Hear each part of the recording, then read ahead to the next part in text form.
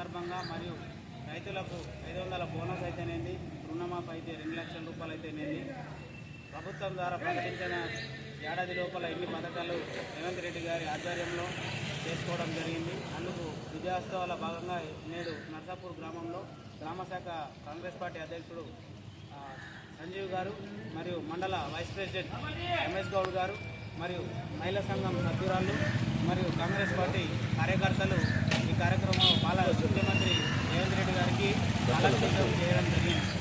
ఈ 6 గ్యారంటీలో భాగంగా కాంగ్రెస్ పార్టీ ఏడాదిలో ఒకటి మహిళలకు బస్సు ఫ్రీ అయితేనేది, రుణమాఫీ అయితేనేది, 500 సిలిండర్ అయితేనేది, ఇంకా గృహజ్యోతి, ఇటువంటి 6 గ్యారంటీ పథకాలు ప్రవేశపెట్టిన ఘనత కేవలం కాంగ్రెస్ పార్టీకే దక్కుతుంది. అది రేవంత్ రెడ్డి గారికే దక్కుతుందని ఈ సందర్భంగా తెలియజేసుకుంటూ, ఇంకొక విషయం, మహిళా సంఘాలు కానీ ఇక్కడ ఉన్నటువంటి కార్యకర్తలు కానీ చాలా సంతోషంలో ఉన్నారు. నర్సాపూర్ గ్రామంలో ప్రత్యేకంగా నర్సాపూర్ గ్రామ ప్రజల తరఫున, కాంగ్రెస్ పార్టీ తరఫున, మహిళా సంఘాల తరఫున రేవంత్ రెడ్డి గారికి అభినందనలు తెలియజేసుకుంటూ, అలాగే ఆరోగ్యశ్రీలోని 10 లక్షల ఆరోగ్య బీమా, ఆరోగ్య సంబంధించిన 10 లక్షల రూపాయలు ఆరోగ్యశ్రీ కార్డు కూడా ఈ 6 గ్యారెంటీలలో ప్రవేశపెట్టడం జరిగింది.